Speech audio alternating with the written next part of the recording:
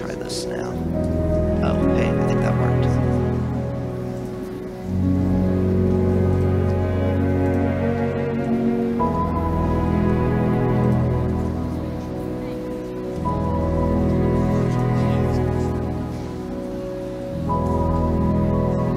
Okay.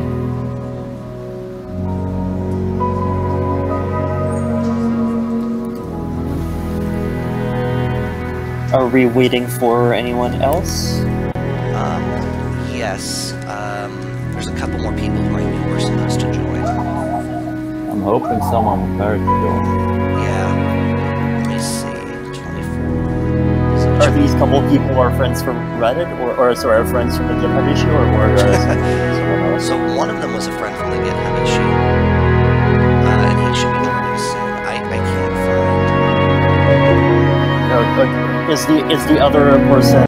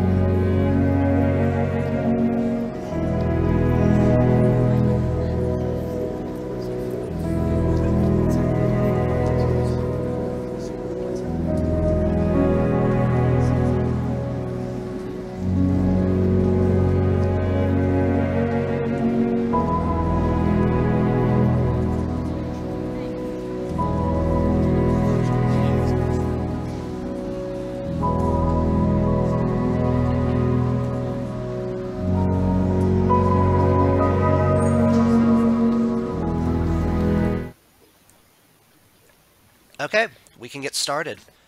Welcome everybody. Let's see. Oh, I didn't update the agenda. Oh well, we'll start out on the agenda and then I'll update it. So this is the Core Dev meeting number 23. Let me just make sure everybody can hear us. I'm not sure the YouTube stream is working well. Yeah, the YouTube stream changed. It's now here if anyone wants to go and see the troll box. And I tried to update everybody. Okay, great, they can hear us. So, let's go ahead and let's actually start with the note that Peter wanted to add. Let me go down to that. So, okay, so Peter, you actually are fine with 684. It was just a bug? Yeah, so clarification. So okay. It's minor clarification and it's fine. Perfect. Okay, and so if you could just go ahead with the first item, we'll make it the JSON RPC updates needed by the receipt status change EIP. Yes, so it's really just a minor thing. So basically we changed the receipt format so that instead of the root, the state root, we throw that out, the intermediate root, and we replaced it with the status byte.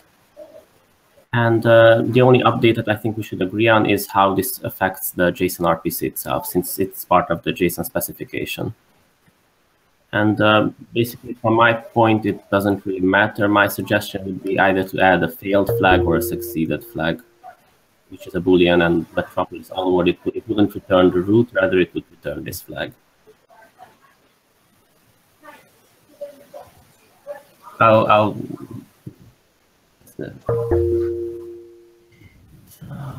let's look up the relevant thing for you guys. Okay, so talking about this one. So I guess the question would be, is everybody okay with that? Is that pretty much it, Peter, or? Yeah, so the only question is that since it's a standardized API interface, it would be nice to have it work the same way across all clients. Yeah, and there's a link in chat, by the way, for people wanting to review that. So the relevant groups that would need to respond here, I'm going to guess, are Ethereum, J, and Parity. Is that right, Peter? Yeah, more or less. So it's not really consensus-related issues, just the client usability thing.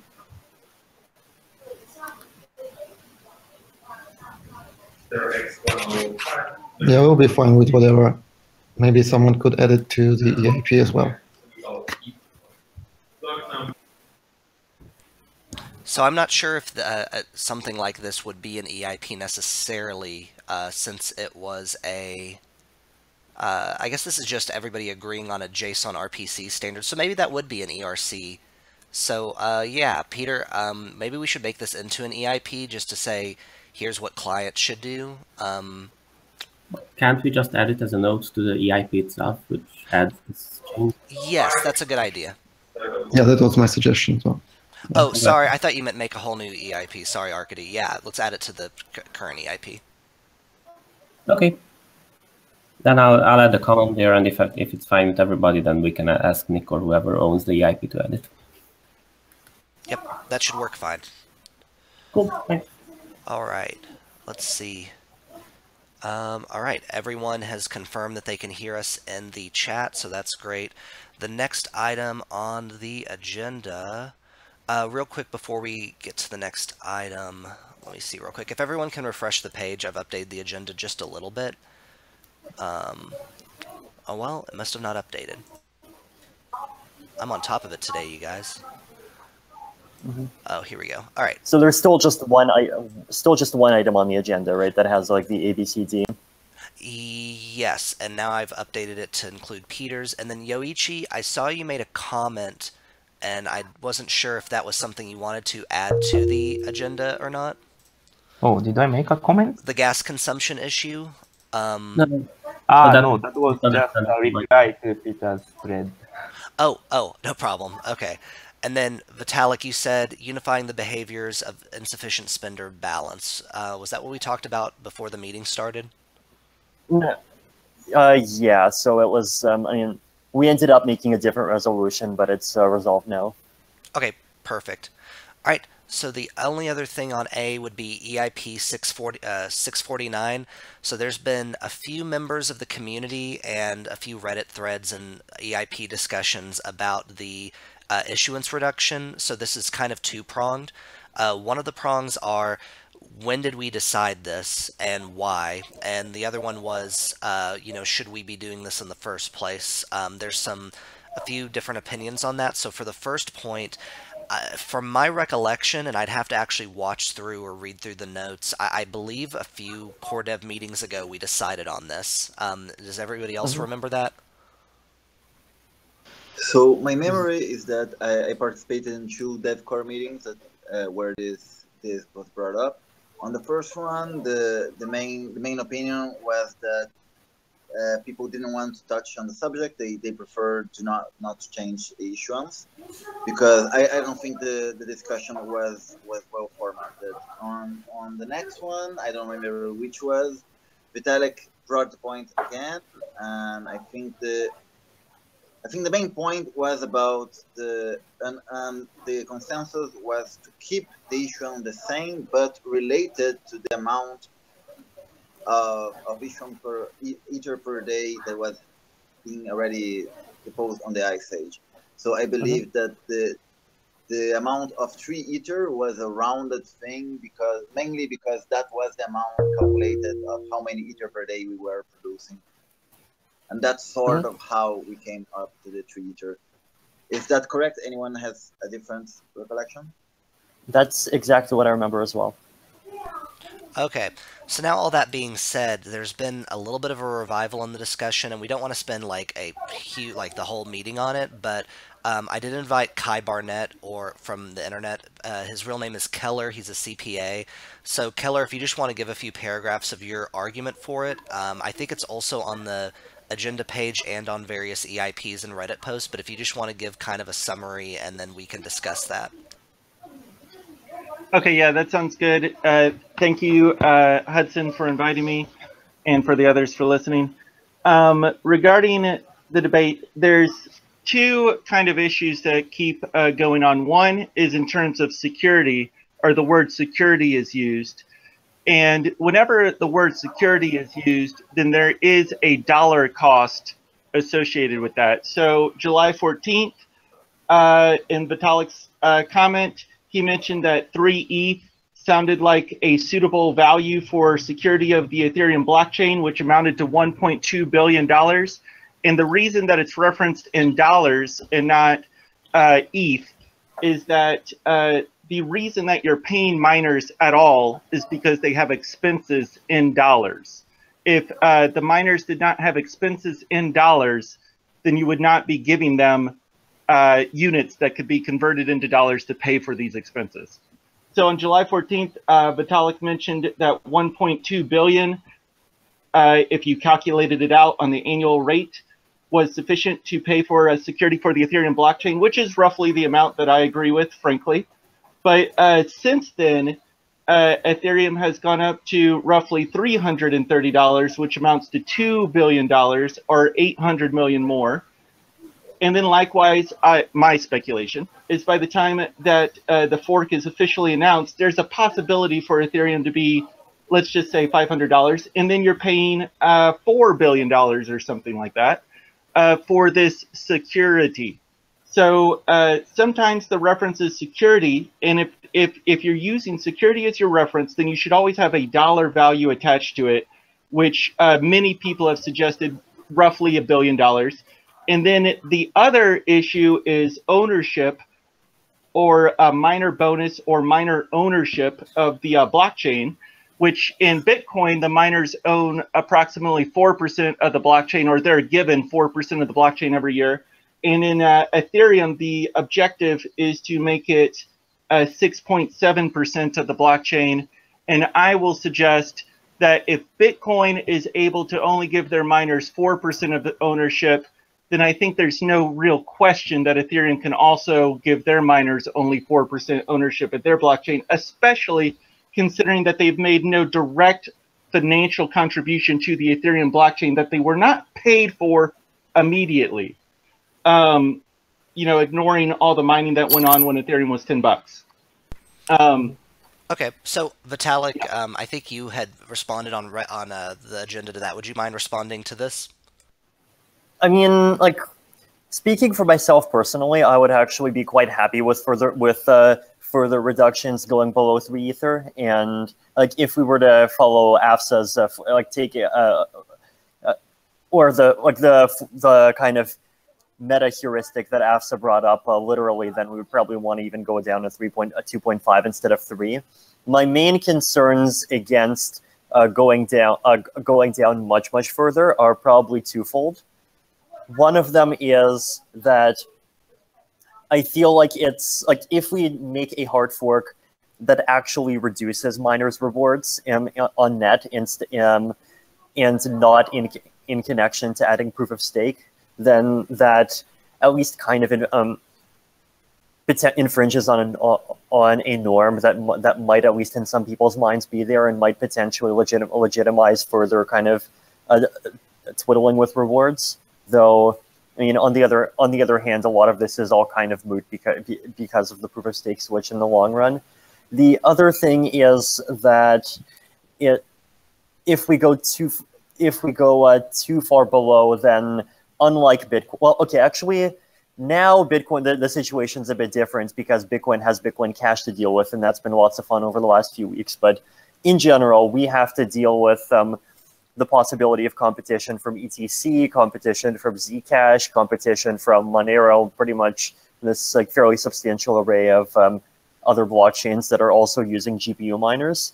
And if the ratio of block rewards by Ethereum to block rewards by other cryptocurrencies goes lower, then that does negatively impact security to a greater extent than it would impact a blockchain that basically only doesn't really have substantial competitors for hash power.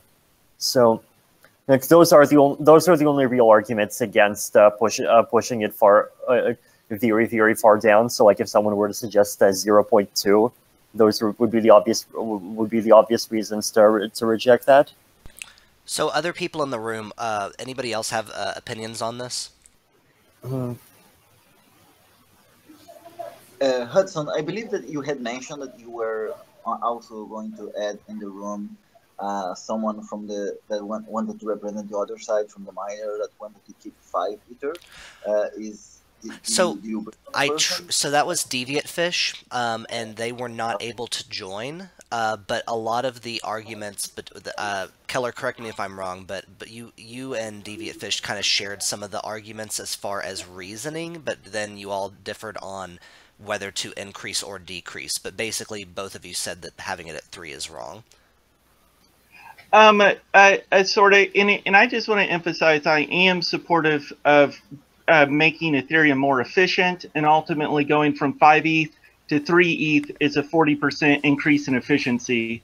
And I would like to reply to Vitalik's arguments in a second, but. Sure. So is there anybody else in the room that had had anything before Keller replies to Vitalik? Well, just so Keller was mentioning this in dollar values and the fact that miners have dollar issue. I remember when we were having the discussion, I do not like the notion of the doubling of price from 200 to 400 or 300. That is not a relevant something that should be relevant to the discussion of how much how much the issue is, right? A price change from 200 to 300 or 500, honestly, it's irrelevant in crypto. We should only be caring about what is the result if something goes 100 times over or 100 times less than that, right? So I think whatever the issuance is, what we should be worried is, okay, is it good enough? So if the price goes 10 times less, if it goes back to 30 or $3, is the security good enough? And it's not really about, oh, if we have a 50% increase since the last time we discussed it, therefore we should not, that calculation was wrong. That premise that Kyburn had, I believe, is wrong in my opinion. I would agree with that. I mean, the market fluctuates, but this is core protocol. We can't fluctuate with the market like that. So I guess the thing would be, we shouldn't be pegging it to a dollar value necessarily, because that would mean that we'd have to hard fork every other month that things go wacky in the crypto economic world with prices and everything. But I guess the point, Alex and Martin, that you were making is it shouldn't be pegged to that, but we should be looking to adjust it based on the overall security and based on previous stuff we've done. So like whenever Ether was $1, you know, if we lower it, how much would it be compared to when Ether was $1 and we had less miners and stuff like that? Is that what you're saying? Yeah, but basically what I'm saying is that the conversion to dollars is on the miner side. What the protocol has is already the mining the adjustment for hash power, and then it's up to miners to figure out how much hash power per dollar they want to how much is their cost, and to make the decision if they want to mine Ether or some other GPU coin, right? So what the protocol cares about is just hash power, and it adjusts the figure according to that. Okay, yeah. So yeah, Keller, what was your response to Vitalik? Okay, well, and I'll comment to the dollar issue. So Vitalik said that 0.2 ETH would be insufficient, and the assumption there is that would lead to too small of a dollar value in the competitive market, which is a conversion to dollars. And I do think anyone who's spending billions and millions of dollars should recognize that 8 billion is far significantly more than 2 billion, and abstractions of how you determine security values that don't use dollars, I think is a little bit questionable. Regarding Vitalik's arguments, he said one argument, which was regarding forking, and miner forking is the primary idea. And I do agree that miners are a very significant economic and social marketing block to blockchains. They are not merely just providing security, as some people like to reference. But investors fork far easier by supporting the alternative blockchains that you mentioned, far easier than miners. And then the second thing you mentioned is the competitive marketplace for mining. So this goes back into the idea that the total amount of reward for security should be a dollar value, and a dollar value that is relevant to the overall marketplace. These are ideas that I fully agree with. And I think the simple way that you speak clearly when you're stating this is if you say something to the effect of, and I'm just making out these numbers, but Ethereum should pay for no more than 50% of all GPU miners, or Ethereum should pay a minimum of or between $1 and $2 billion.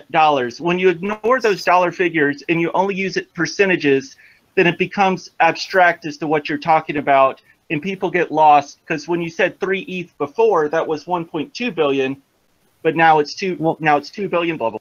Well, no, my argument is that we do kind of cross over from a zone of high security to a zone of lower security at the specific point where the amount of dollars per second that Ether pushes out is goes from being greater than to being less than the number of dollars per second that other blockchains push out. So the main blockchains that we have to look at right now would be, as other than Ethereum, are Ethereum Classic and Monero and Zcash. And so with Monero, for example, the block reward, it looks like it's 6.66 Monero divided by 120 seconds and multiplied by a price of 98.10, which is around $5 a second. With Ethereum, we're going to go to 3 Ether divided by 14 times 330, which is around 70 a second. So right now, Ethereum is probably...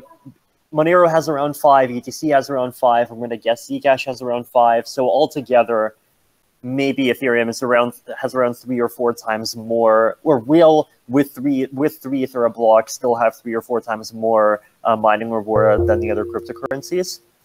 If the block reward goes down by another factor of 10, then that would basically put us into the position where Monero or ETH Classic have more hash power than we do, and this is... Like it's not fatal because Monero and ETH Classic themselves survive totally fine, but it is a lower security zone. Yeah, and I agree with that. I understand that lower security zone.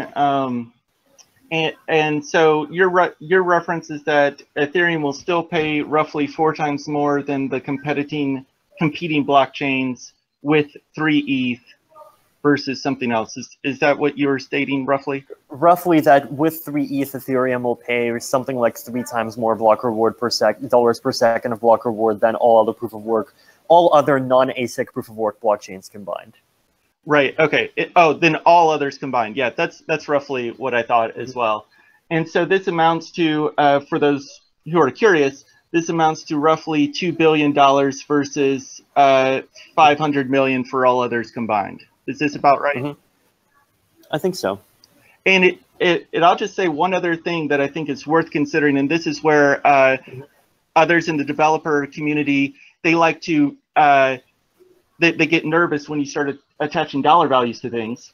Well, you're paying $2 billion for this block security. I don't really want to guess what the expenses are for the Ethereum Foundation, but are they less than $2 billion a year? No, they are vastly lower, and I'm actually totally fine with the idea of putting dollar values on how much we're burning on mining. I think it's a definitely very good way of kind of keeping it real in terms of like letting people understand how much money is being burned on this consensus security expenditures. So, like as I've said, I'm actually like in principle totally not even opposed to further reductions. Though the thing that I will say though is that I think while I feel like there is like good community consensus for a reduction either to 3 Ether or to 2.5, there's not much there's still not enough consensus for reductions to like either like 1.25 or even lower yet. And so I feel like the right thing to do would be to at least for Byzantium stick to 3 or 2.5, and then people like yourself and Vlad will, be free to continue to make your arguments. And if there is community consensus for further decreases, then that's great and can happen in later forks. Just to make one statement, if you want to make this statement now, or if you want to think about it, this is the main issue. The main issue that I have is that it's still unclear in terms of dollar values. So July 14th, you said you indicated 1.2 billion would be a suitable dollar value for security. Now it's 2 billion. So let's pretend, and this is just a number change, as we all know. So if the dollar value of Ethereum is $600 on the date that you're planning to make the fork, and if the expenditure goes from 1.2 billion from the time you announced the change or suggestion to $4 billion, is there going to be any consideration that at the time of the planning it was 1.2 billion, but at the time of execution it became 4 billion? I mean, it's definitely something that should be considered, though, as people said before, like differences in the market of a factor of 1.5 are just compared to the general scheme of things that could happen in the crypto market fairly small and totally could reverse themselves within the span of 2 weeks. Yeah, and the other thing I think is that at the time that happens, if there's a huge community push within the Ethereum community to lower or increase or anything like that, that's when it would be necessary to look at it again. And even for this kind of thing and for the stuff that you're arguing, Keller, it's more we're discussing this at length because the community wanted us to. So I think that there would definitely be consideration, but it's one of those, no one can predict how everyone will feel if that happens, especially if people are rolling around in, gold coins, DuckTales style, whenever that happens, like if people will want to reduce issuance or not, or if there'll be a real community push. I fully agree with that, Soup, and I mean Hudson. And either one works. Yeah, and so that's why I feel like basically, more or less, I'll only bring up the issue when Ethereum is troubled or whatever, because this is the only time that people are concerned about improving things. When things are going well, they're not concerned about improving things. Yeah. But But what we can do to make matters clear going forward is just to come up with some dollar value, any dollar value. And I agree that maybe 1.5 is too small in terms of blockchain variability. But if we just say between $1 and $3 billion, like if it goes over 3 billion, then we'll consider that a bad thing. Less than 1 billion is a good thing. I mean, not less than 1 billion, but 1 and 3 billion. So I would actually still say that like this idea of like a fixed amount for a fixed dollar amount is not the best heuristic in the long term, because if we imagine, for example, that the price of Ether goes all the way up to $3 million, then we do not want a 10,000 factor reduction in the reward. And the reason is that basically the size of the attackers that we have to deal with and the incentives of the attackers we have to deal with will also go up. And so security expenditures probably should go up at least somewhat with the kind of economic activity size of a blockchain. Okay, now, and that issue is another one where it becomes quite complex when you consider the price of Ethereum, because effectively, new investors must pay for this mining reward as well as like foundation expenses, but they're very small compared to the mining reward relatively. I think foundation expenses are probably 1% of the total expenses of the Ethereum blockchain, and 99% is the miner bonuses. So, so when you talk about the price of Ethereum, and right now, Ethereum has to create roughly $2 billion from outside parties into Ethereum. So if the price of Ethereum was to go up to, I will say, a market cap of $1 trillion, which really isn't that big in terms of the price value of Ethereum. It's a factor of 30 increase. Okay. Okay, 30 increase. Yeah, sure. So this is the biggest increase we could imagine. So if Ethereum goes up to $1 trillion at the current rate, you would have to get new outside money equivalent to roughly 100 billion every year, and eventually the rest of the world runs out of money. We know this. So Keller, just to clarify a few things here, this call contains a lot of people that are not on the foundation. This is not a foundation decision, and it's not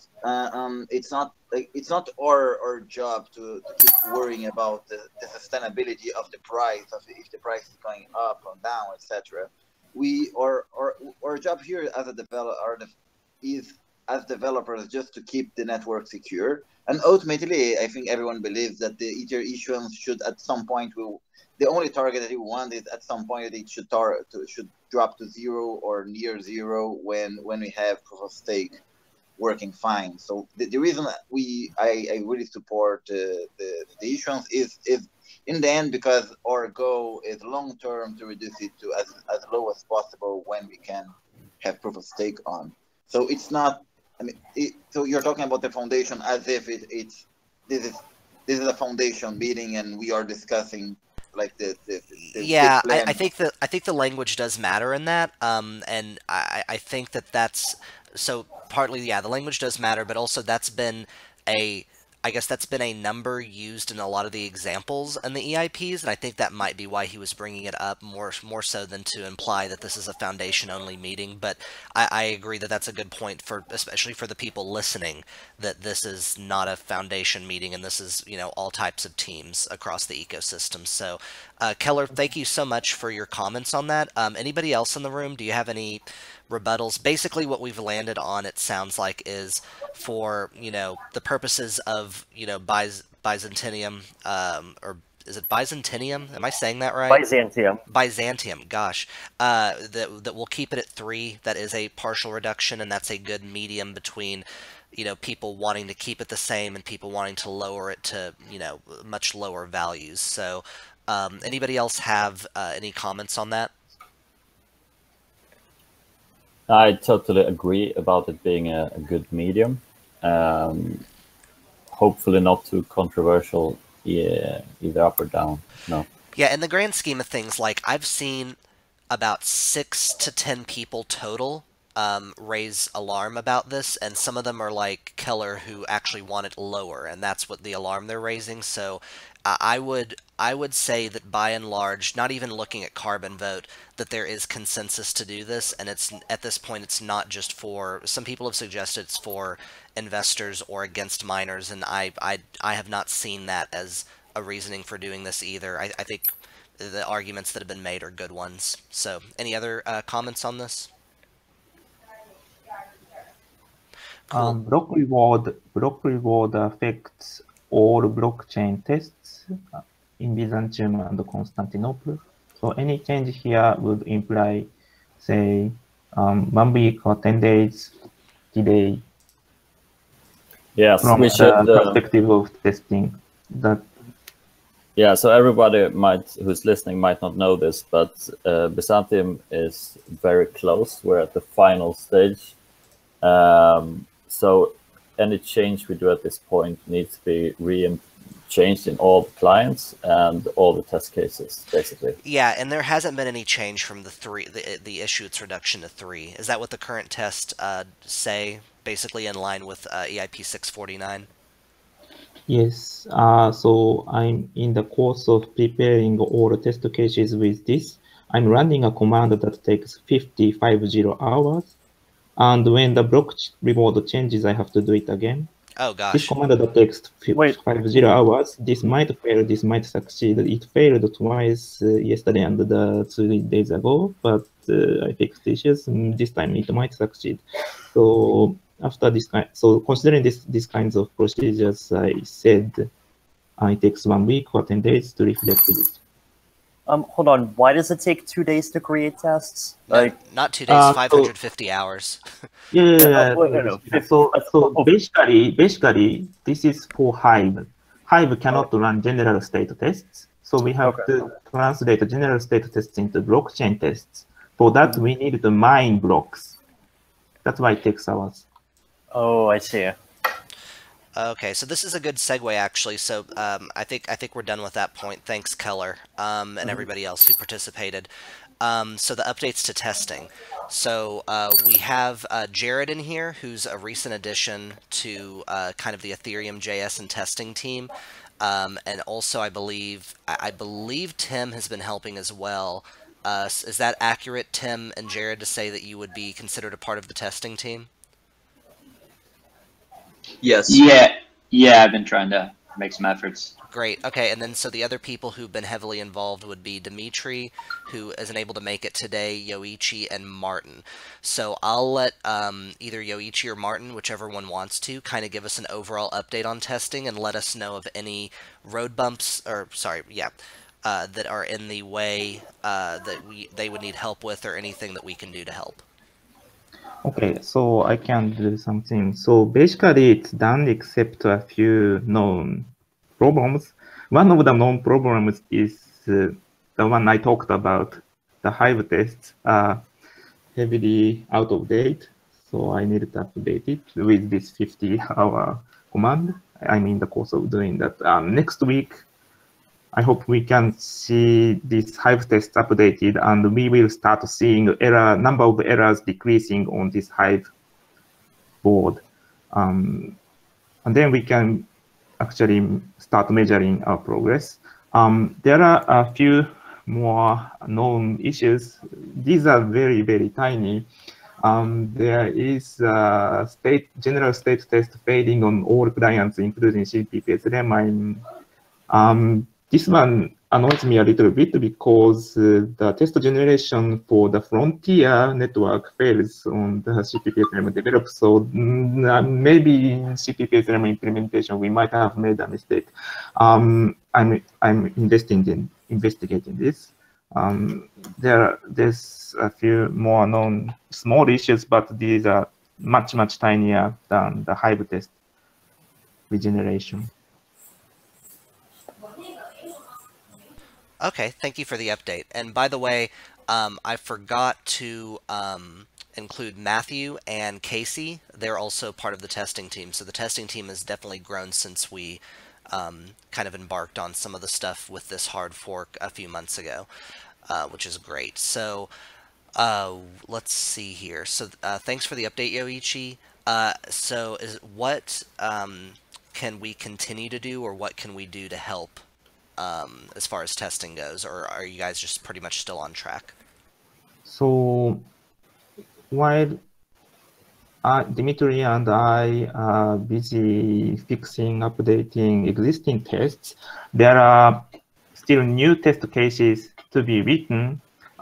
Peter suggested many of them while debugging Gets and other clients.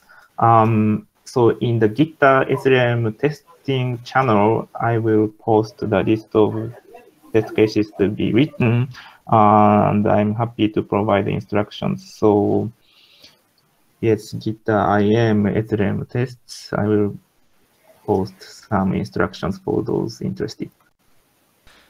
Okay, great. So we'll probably revisit this in a second once we go through all the updates from the client teams. But Martin, Casey, or anybody else, any other testing updates regarding Hive or fuzzy testing? Yeah, Casey, do you want to mention your the state test EVM thing? Yeah, sure. I posted a link to the current test results in the testing getter room. I posted in the Google chat too. These are the trace equivalence tests.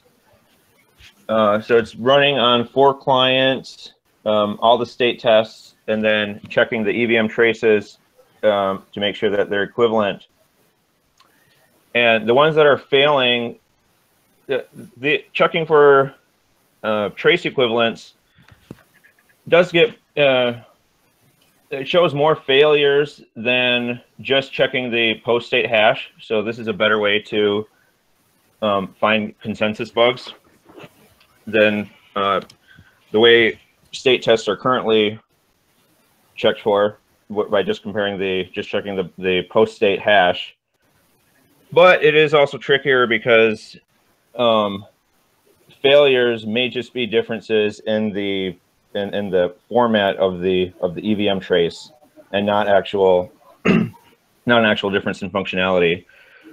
So we have to maintain a patch on each client until they get merged. That changes the way that makes the tracing the trace format equivalent.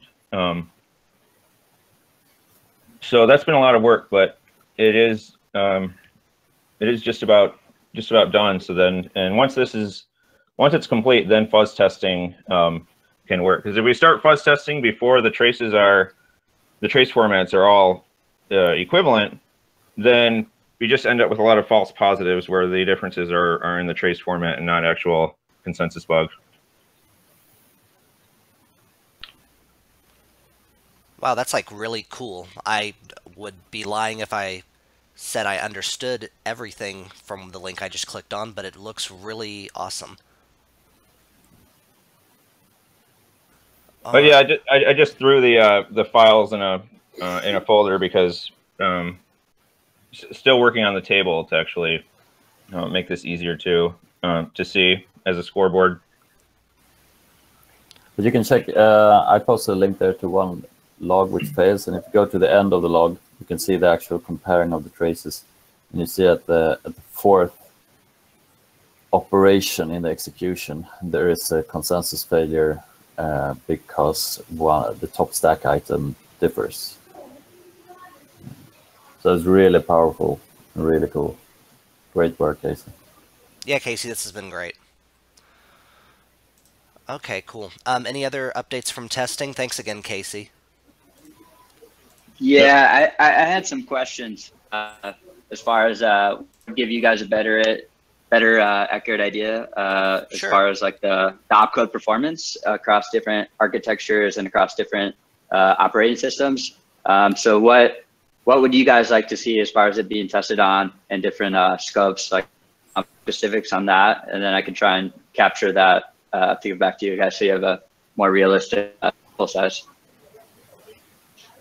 Personally, I think that we need to decide here and now kind of what we're going with for Byzantium without necessarily looking at different architectures at this point.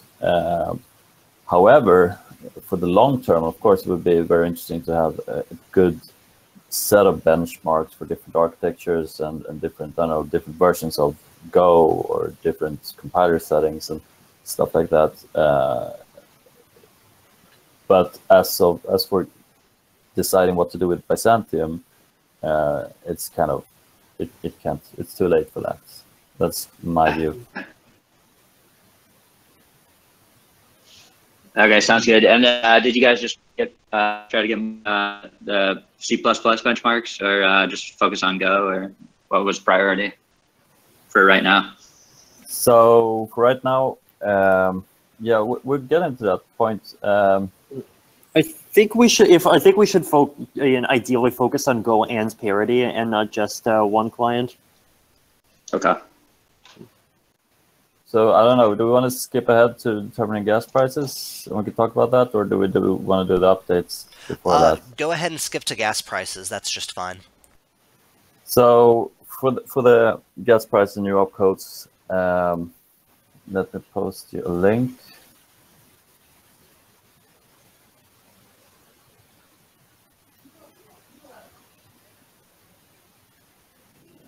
Yeah, so this analysis that I posted to, it contains in this repository there are raw data for CPP Ethereum and for Geth, and I think there are five Geth benchmarks and one CPP benchmark, which followed it.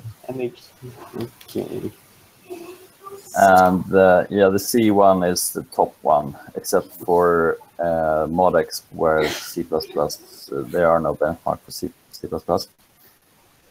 I expect Geth to be the slowest of the CPP parity and Geth, because yeah, various things. Peter mentioned that it might be that Go does not optimize for SIMD instructions. So this analysis is mostly based on Geth. And instead of focusing on the raw million gas per second, which of course varies depending on your architecture, I thought it might be a better idea to aim for about the same gas efficiency as easy recovered. And if it turns out that they're all too expensive, then they're at least at the same level, and we can do kind of raise or lower them all in one place when we want to. So yeah, so the suggestion in this analysis, and you can check out the raw data and the scripts there in the same repository, is use gas plus 1,000 for addition. Modex to make it a bit more, about 1.5 more expensive than earlier. I can't say an exact figure because Modex depends on the input. The cost depends on the input, so we'll just have to adjust some constant there. Scalar multiplication should be around 30,000 in gas, according to this measurement. And pairing should be roughly doubled.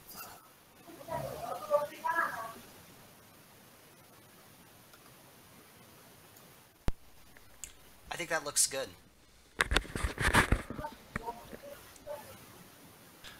Is there, let's see, and so those are for Geth and for C++, right, you said?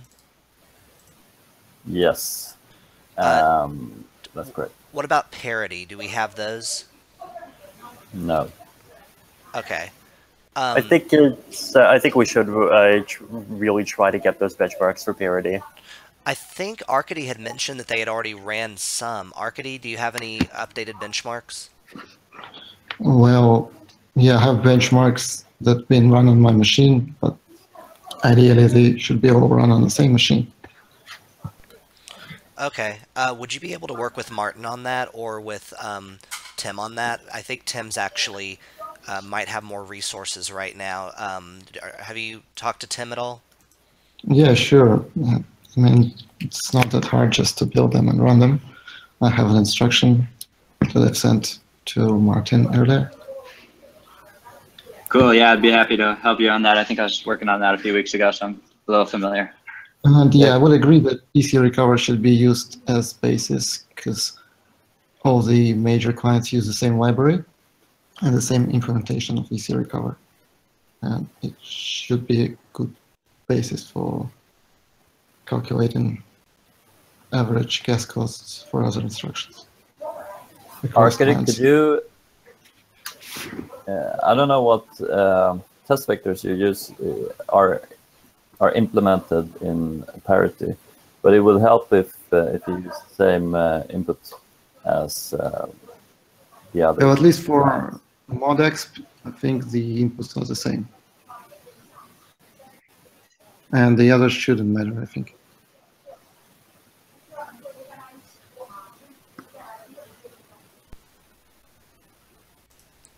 Okay. So I guess the question is when do we want to set the gas prices? Definitely.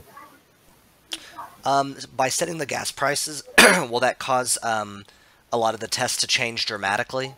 Or is that something that can be set in right before we start the testing phase? Yes, I expect all the tests will need to be updated. Let's set a hard date then. And I think that date's going to depend on when we want to launch the testnet, which sounds like we wanted to do that maybe early September to late September, right? I mean, I'd say it seems like we could get away with early September, quite possibly. And actually, that's a better question. Just to skip to that, just because I know we're hitting 10 o'clock and some people might have to leave. It looks like, and we'll go over with each team, but it looks like a lot of the teams are getting by as far as implementing Byzantium updates. So Yoichi, Martin, everybody else, would early September be too rough of a timeline if we, in the next 7 days, are able to get these gas costs down in stone? For the test network, yes, we should definitely try to do that. Okay. Martin, do you agree? For testnet is what I'm meaning. Yeah, I mean, for testnet, you can do whenever. Oh yeah, because I guess that can be changed on the fly since we'll just have the testnet clients working. On that note, let's go ahead and run through, unless there was anything else from the testing team this second, I was going to run through the updates from the client team. Okay, great. So Geth, any updates or relevant info from you guys? I think Peter would, yeah. Yeah, sure. So we've implemented everything. Everything is merged in master and all tests are green. So from our part, we're ready. Okay, parity.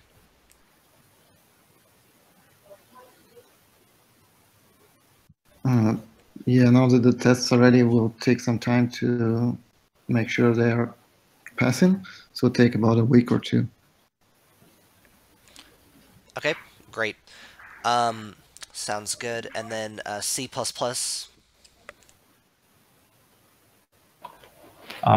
Basically done, but I'm seeing one regression maybe. So yeah, but it doesn't.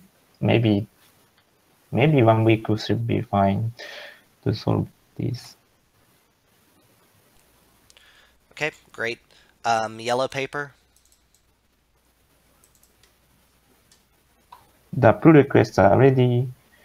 It's now about merging them, but I guess this can be delayed. Okay, and then also, were you able to talk to Gav since the last meeting about some of the issues you were having last time, fixing Spurious Dragon?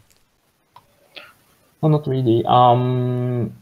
So what I want to do is I want to check what happened in at address 3 at one particular block. I saw many comments and discussions on GitHub and everywhere, but I want to check it in the CPP Ethereum client. I want to look at the try. Elements disappeared, appeared, and then I will talk to him. But this is, like a historical investigation, and my focus is now more on Byzantium. Got it. Okay, great. So it sounds like that's going along. Pyth app, Vitalik? Yeah, so Ethereum, as I think I mentioned, is passing the state tests. It's still failing a few block tests, though I think that's due to a combination of EIP 669 not being like fully merged into the tests yet, and some of the tests having empty accounts that shouldn't be there. And that's something that's been fixed for some of the tests in one of the recent releases, but not all of them. So yeah, just waiting on that. Okay. And actually, we have Ethereum J here today, I believe. Anton, are you here? Yep, I'm here. Awesome. Well, welcome. And is it still called Ethereum J? Do you want to give kind of a reintroduction and let us know where the team is at as far as getting it up to speed? So regarding Byzantium, we are roughly 70% ready with EIPs. So let's shortly. Great. Thank you for that. Are there any other clients in here? I don't believe so. Or actually, you know what? Casey or Jared, if you guys have an update on Ethereum JS.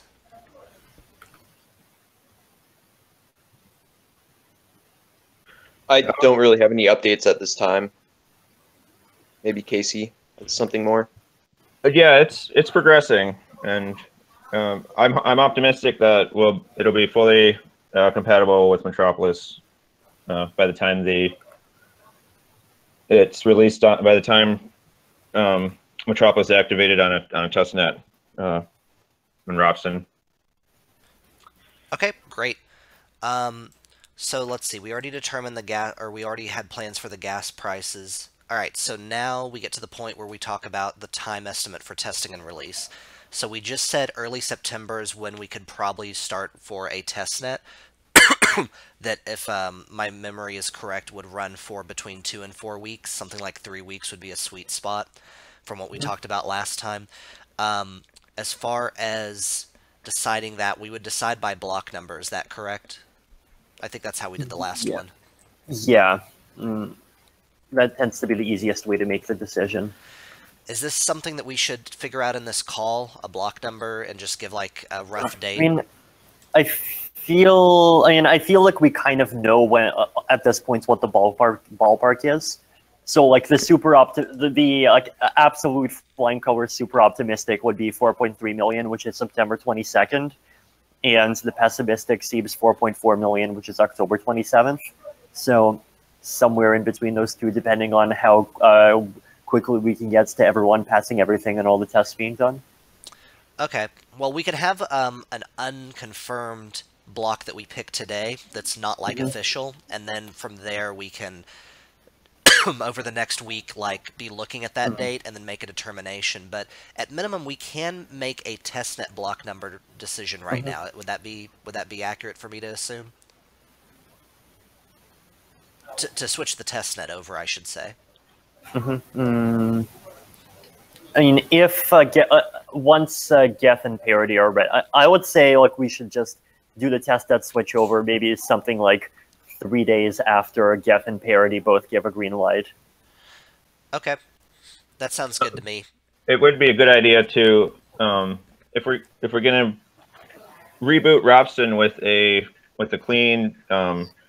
clean chain, so that it's easier for people to sync up and reach the Metropolis activation block, then Geth and Parity we may want to coordinate on the new Ropsten Genesis block. Well, if we're making a new chain, shouldn't we pick a new subway station? Yeah, actually, would we be making a whole new chain, or would we just be clearing out Ropsten and using the same ID? Hold on. Wouldn't it be a good idea to keep Ropsten during the transition, since we're changing the block reward based on block number? Yeah, I think that would be wise. Okay, so we wouldn't clear Ropsten then.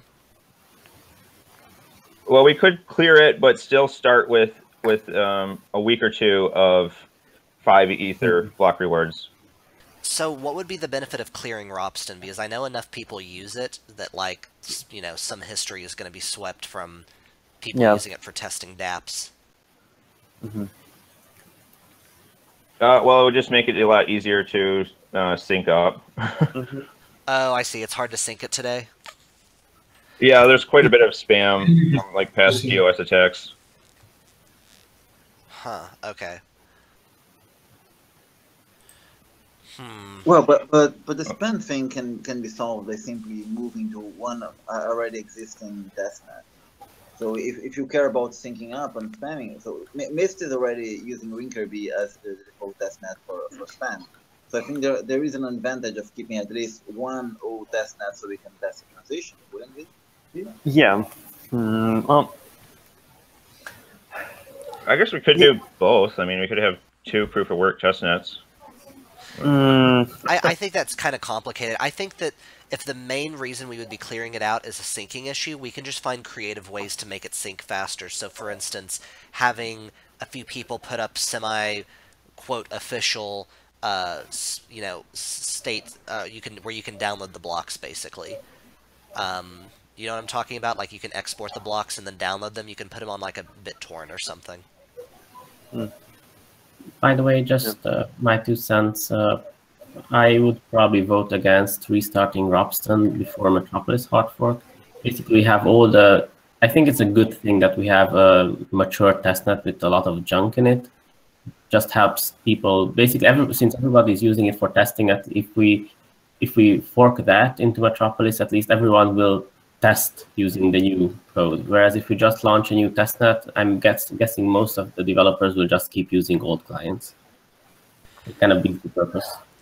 Yeah, I agree. I think we should. I don't know. I'm for. So just to clarify, I would be really glad to clean out the testnet and start a new testnet, just not for the fork. I see. Okay. I agree. Yeah, I think we should keep Ropsten, but is there a... so, everybody on the call, what is the best way to sync Ropsten that's, like, the least painful? I thought it would be exporting all the blocks and then just importing all the blocks from, like, a download. Probably not, because then you do full import. It would be better to do a light. Oh, okay. Yeah, either light client sync, a fast sync, or a snapshot, you know, warp sync. So... anything besides a full import. I see. Yeah. So if we want, we could export just, for example, for Geth itself. So we could do an export of just a lightweight empty database with just a recent state, and then we can just shove it up onto BitTorrent. People prefer that. Yeah, that would still make it functional, right? Like people could use it. Yeah, of course. Oh, okay. Yeah, can we do something like that? Or Vitalik, were you saying something? I think I saw your mic pop up. No. Okay.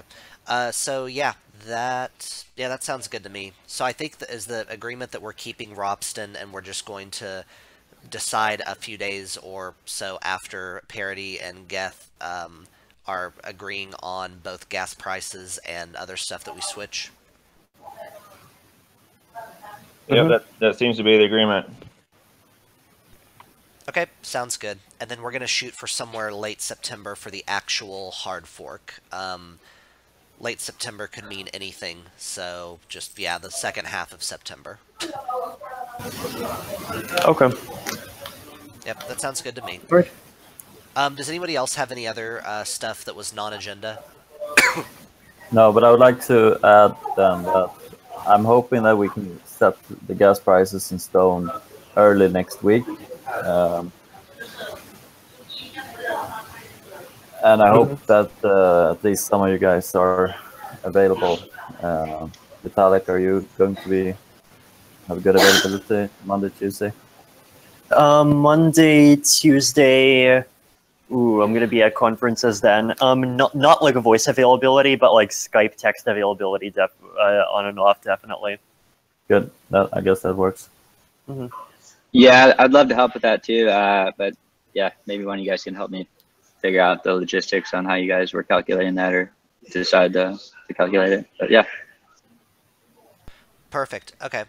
And then yeah, we'll get with Arcady, and I think Arcady's main on that, so we'll make sure he's in on that too. Sound good, Arcady? Yeah, sure. Great. One more thing, I'm going to post this link in here. So, Crypto Minds is a group that represents some of the miners, and they felt like they weren't really heard in the discussion earlier. So I'm just going to post a link to their comment. We don't really have time to go over all of it, but if someone could address this in the agenda, that would be great, just with your opinion. We can't change it from what it sounds like because we would have to do a lot of stuff with the test cases, so we probably won't change it from the reduction of 3. But I do want to take this chance to say we need a way to signal for what the community really wants, because some people are feeling left out. So let's start to kind of brainstorm some of the ways we can do that, whether it be on blockchain or not, especially since people felt like they weren't being heard. Because even if they don't get what they want this time, as far as like they think that the reduction shouldn't happen at all, we need something that will make sure everybody's heard next time we have one of these and it turns into a more controversial issue. You're asking one of the hardest problems in the space, Hudson, which is to be able to measure community or make some sort of vote. I think that's very hard. Yeah, you got this, Alex. I believe in you. Go forth. I wait for the multiple ICOs apps that have already raised some dollars trying to do identity and Futurity and prediction markets and that. Yeah. Yep, definitely. Okay, cool. Well, yeah, but sorry about that, crypto miners. I know you felt left out of the conversation, but I posted your link. We're going to try to respond to you, but at this point, because of the way, the timing of this and how soon we have to make the fork, there's no reason we can't adjust this in the future, it sounds like, so as long as we get community consensus around it. But yeah, I'll be looking into working on getting miner communication to be in the forefront in the future. Anybody else have comments? Yeah, so I would like to say that I think one of the important things is that we have this openness about the EAPs, which EAPs are currently under discussion for being included in fork X, Y, and Z, and what has been decided regarding the EAPs, so that people know which EAPs to keep track of and start to comment on if they have input. Okay. Whoops. Am I muted? Nope, I'm not muted. Okay, great. Yeah, I agree, Martin. Any other comments?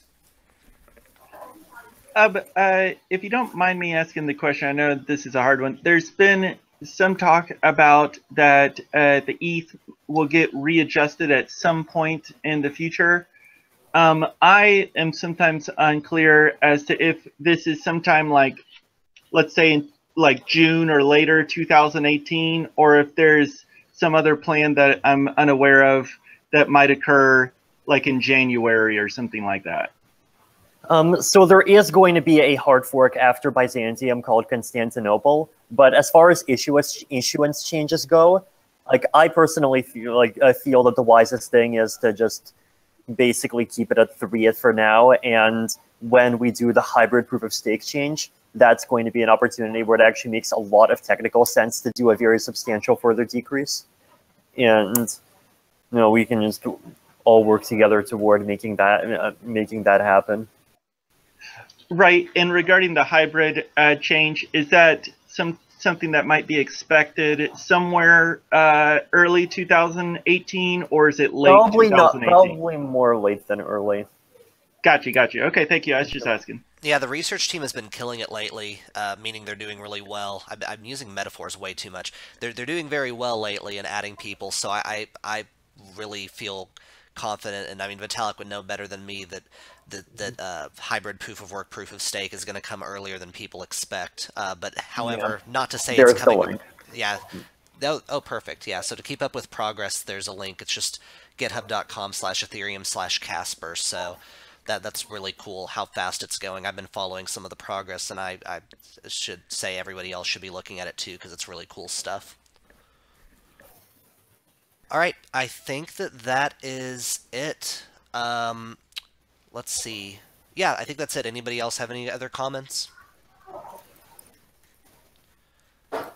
Great, we're ready to hard fork. Not the second, but we're going to be ready really soon, so I'm real excited about that, everybody. I'll talk to y'all in 2 weeks.